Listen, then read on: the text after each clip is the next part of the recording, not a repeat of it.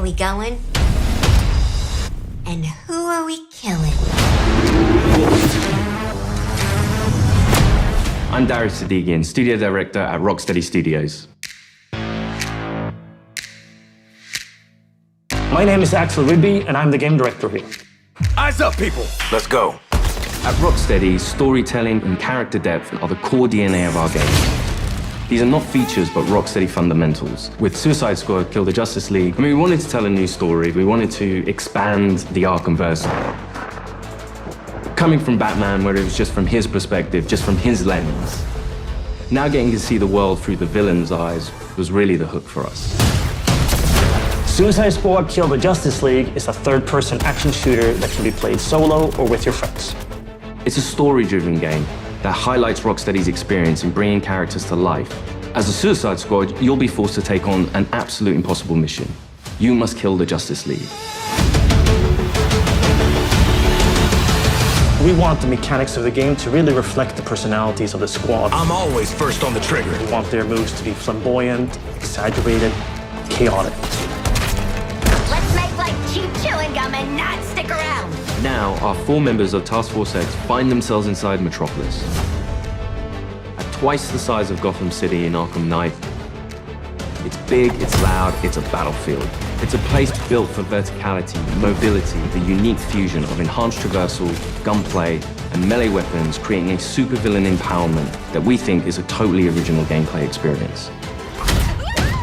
There was just an opportunity there to expand into co-op and have this dynamic world where friends can come together to share an experience. Or players can go solo, switching character members between missions while savoring each and every story twist. Do you feel it? The swell of pride for what we have accomplished together. We want to welcome you all to the first episode of our new series, Suicide Squad Insider, where we will provide a deeper look into Suicide Squad Kill the Justice League. Over the next few months, we'll be unpacking the game, answering your questions, and sharing a few surprises as we move closer to our launch on February 2nd. We'll also cover how Rocksteady will continue to support the game and its players post-launch with a huge amount of free content.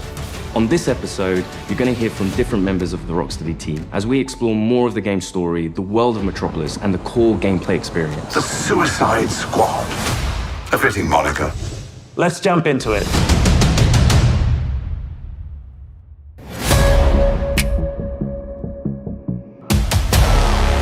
Normally, when you make a game in a superhero universe, the protagonist is the best person for the job. The squad are definitely not the best people for this job. They're the only people available. Hey, Suicide Squad! Fuck you! And so it gives the narrative and the gameplay a kind of frantic, slightly panicked feeling where they are trying to figure this out as they go. The Arkham games weren't gritty because Rocksteady makes gritty, dark games. They were that way because that's what suits a Batman story.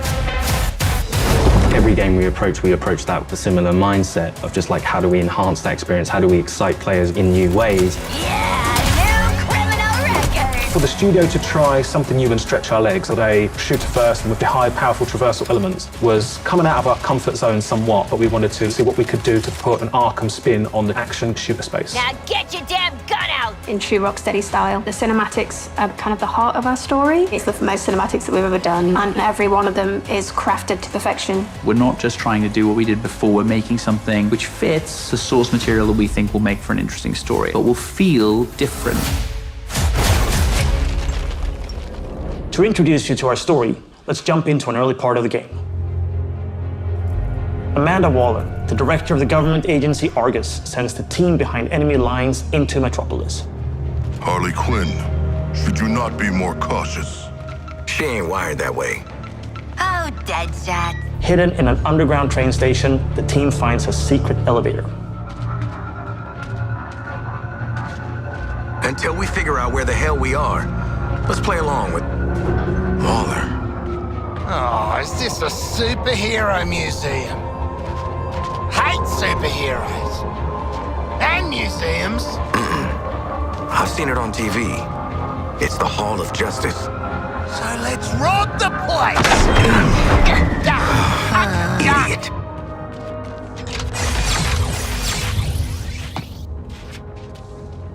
Through these doors lies the inner sanctum of the Justice League. Sounds very grand, doesn't it? And it is. She's a dame who can almost make me listen to a boring PSA. Don't touch anything that's gonna set off an alarm. I ain't fighting any supers for you. I have read much about the Justice League, and still, they are larger than I expected. Those holograms aren't actual size, Sharkman. It's so true to the characters that they're in Hall of Justice and the first thing they think is, what can we steal?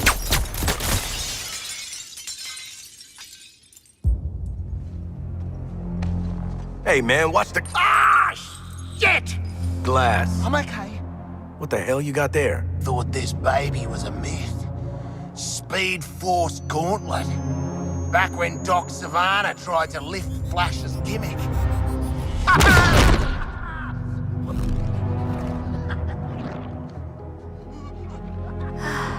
Miss you, Red.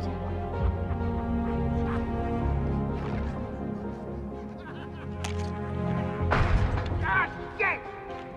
I'm still okay!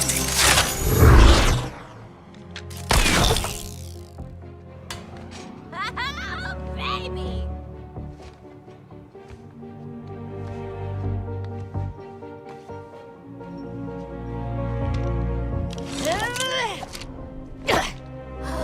You found the Riddler's hat of invisibility!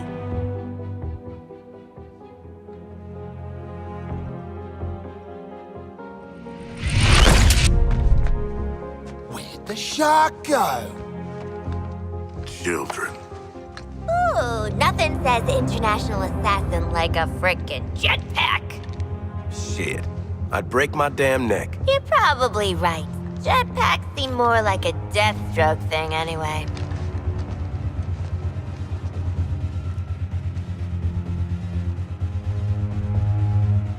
Mine.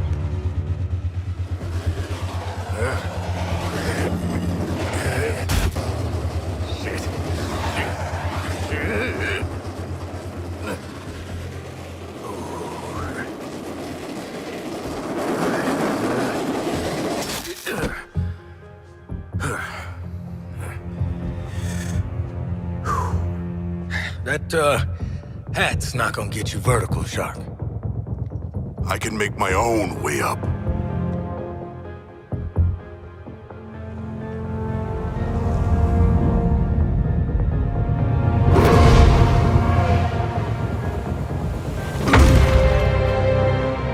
Well, tickle me stupid. Sharks can fly. All right. New toys, loaded guns. Let's get up on that roof and get our freedom back.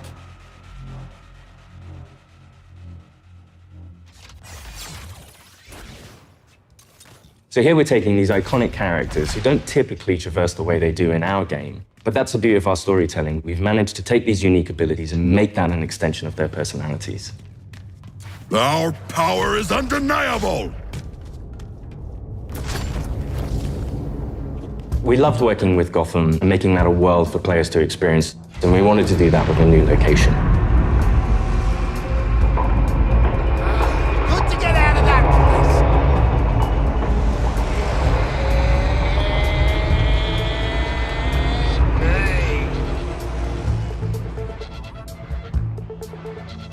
We felt that Metrópolis was the natural next step to extend that. And what better way to introduce it than through an invasion from Brainiac with no Justice League to save them?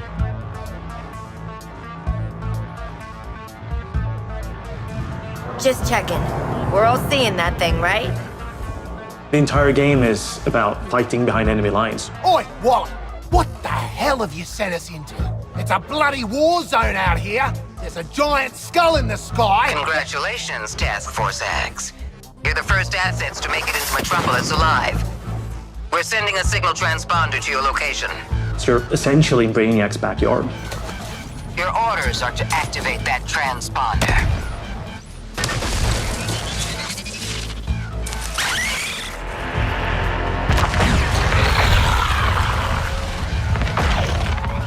What the hell are those things? And there's no civilians left. Brainiac's killed them or made them into soldiers to do his bidding.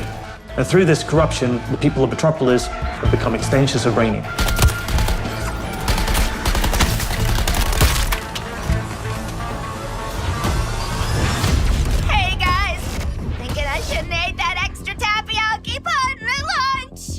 What the player knows from our title, and what the Suicide Squad is about to find out, is that here, the Justice League are the bad guys. They've been corrupted by Brainiac, and over the course of the game, your mission will be to kill them. Ugh, Green Lantern! Nice! Hey, your face always looks so... what? Harley doesn't have any innate superpowers, so to go up against these beings that have incredible strength, it's a challenge. I'm in the middle of a recon for Brainiac. Let's walk and talk. You're talking about, the all-star team of superheroes here. I want you to see this. Pay attention, Floyd.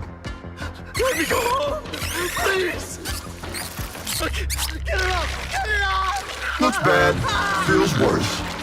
But once you've been enhanced, there's no going back. Outstanding. When you face off against the most iconic characters in all of superherodom and the Justice League, it's by many people's definition an impossible task. You're searching for stragglers, augmenting Brainiac's army. The Shard gets it. The stakes that Rocksteady sets, the challenges they heap upon you as a player. Time to rally up with Brainiac. Ready to make the leap? You know immediately, this is the tallest task I will ever take on in a video game. Flash! Brainiac wondered how you got off the ship. Speedster secret. The League doesn't leave anyone behind. Let's make you right, buddy. That's just what I was gonna say. You're going to be fighting the Justice League. Hey, Metrópolis! There's nothing more high stakes than the boss battles we have in this game. These are gods like Green Lantern, Batman, Superman, The Flash. So, what's the plan? At that point, the game really opens up. We start to see players look at their weaponry and really ask the question of, how am I going to kill the Justice League? Yeah, looking forward to killing the Justice League and all, but, well, these guns are a bit shit. No offense. Then head northwest. That's the last known of a Gotham arms dealer who's dug into Metrópolis. Oswald Cobblepot. The freaking Penguin! You want to last more than 10 seconds against the League? Cobblepot's been running anti-meta weapons for years. I want him recruited and brought back to the Hall of Justice. Oh, I'm gonna recruit the shit out of him. Since Batman Arkham Knight, the Penguin is no longer confined to Gotham City. He's made a name for himself in Metrópolis as the authority on anti-meta human weapons. Now, Waller wants the squad to recruit him for Argus. I see you've already stolen traversal equipment. You'll need it to stay off the streets. Setting a new recon point. Go. At the heart of each character's playstyle is their traversal. Traversal gives the player total freedom. Every character has their own way of getting around that determines how the player moves through this world. Don't like to boast, but how great was I? Controlling a superhero character is fundamentally it's a power fantasy for all players. We wanted movement through the city to be fun. Just existing and moving around in Metrópolis is a good time. Metrópolis is quite a normal city, well, as normal as a city can be in the DC universe. We spent a lot of time trying to get that art direction correct, trying to get the feel for it correct. You get to see all the kind of DC lore that builds this space. Let me do the talking with Penguin, okay? Not just a building, it's a daily planet. There's a lot we can inject into the city that makes it more than just a city. Penguin is not truly a penguin. Yeah, mate. And I'm not a boomerang. It is known for its size, its scale. Anything from the DC lore, you look at Metrópolis as the city of tomorrow. When did Penguin get out anyway? Out. He was barely in. Money talks, creeps walk, I hear that. It's just a great way for players to experience Metrópolis in a new way.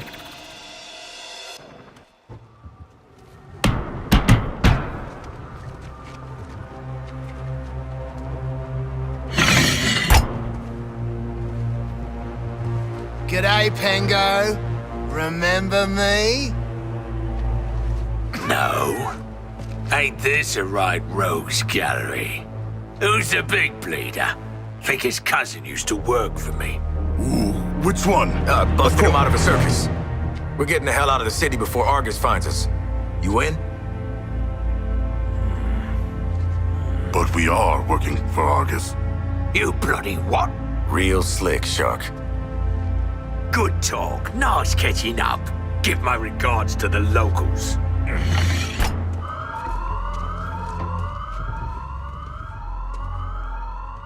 Traversal is at the very core of our game. You will need to be on the move and master each character's movements if you want to succeed. Harley's grapple is made to let her take advantage of the environment to quickly get out of troublesome situations. Or she can use it to quickly close the distance to introduce them to her baseball bat. Swinging from the background lets her circumvent the troopers' shields and flank them. It can also let her catapult herself into the air to shoot the corrupted from above. Now that you've seen some of Harley's combat in this scene, let's explore the rest of the squad's unique playstyles in other encounters. Captain Boomerang uses a mix between sniper rifles, SMGs, and shotguns. What's cracking? Each character has an iconic melee attack that can be used to create what we call juggle kills, and also break enemies' shields.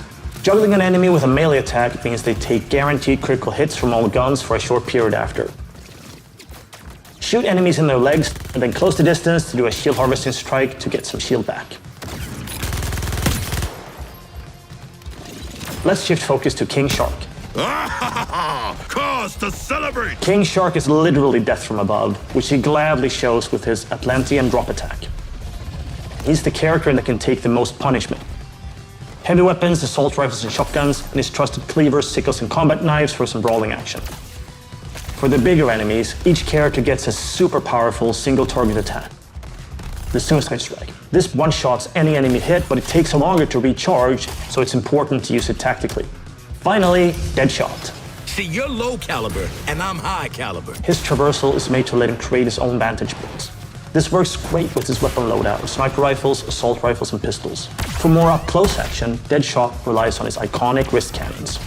One thing we really wanted to bring into this game was a reimagined version of the Arkham counter system, and mix that with our traversal and shooter gameplay. Introducing Counter Shot. Each enemy has a different reaction to the counter shot. Some will be stunned, some will take damage, some will be interrupted and then get really annoyed. Now let's take a look at Harley absolutely demolish Brainiac's forces with all these tools. My show's all knock 'em dead material.